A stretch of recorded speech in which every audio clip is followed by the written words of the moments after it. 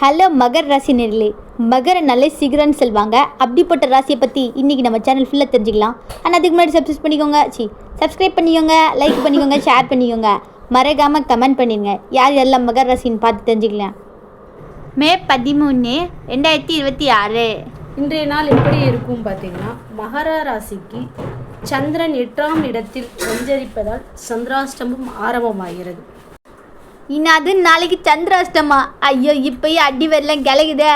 புதிய முயற்சிகள் அல்லது பெரிய முதலீடுகளை ஒரு நாள் தள்ளி வைப்பது நல்லது. மற்றவர்களிடம் பேசும்போது நிதானத்தை இழக்க வேண்டாம். குறிப்பாக அலுவலகத்தில் மேலதிகாரிகளிடம் அமைதி காப்பது சிறப்பு. நீண்ட தூர பயணங்களை தவிர்க்கலாம். வாகனங்களை ஓட்டும் போது கவனமாக இருக்க வேண்டும். நேர்மறை பலன்கள் ஏதாவது இருக்கா? இக்கட்டான நேரத்திலும் உங்கள் உழைப்பும் விடாமுயற்சியும் உங்களை காப்பாற்றும். பக்தி ஆன்மீகத்தில் ஈடுபாடு அதிகரிக்கும் நாளாக இன்றைய நாள் அமையுது. யாராவது ஹெல்ப் பண்ணுவாங்களா இந்த நாளில்? நண்பர்கள் அல்லது உறவினர்கள் மூலம் எதிர்பாராத ஒரு உதவி கிடைக்க வாய்ப்புள்ளது. வழிபட தெய்வம் என்ன தெய்வம் வழிபடணும்ல? என்ன சந்திராஷ்டமம் வேற?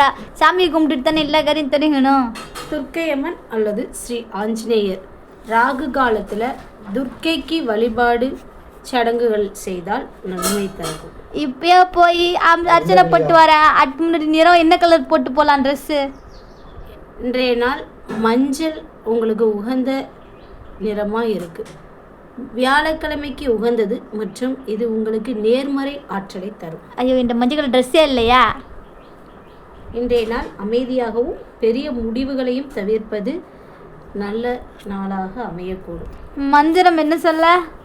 ஓம் நமோ நாராயணா ஸ்ரீராம ஜெய ராம் அப்படிங்கிறத தொடர்ந்து ஜெபிச்சுவாங்க.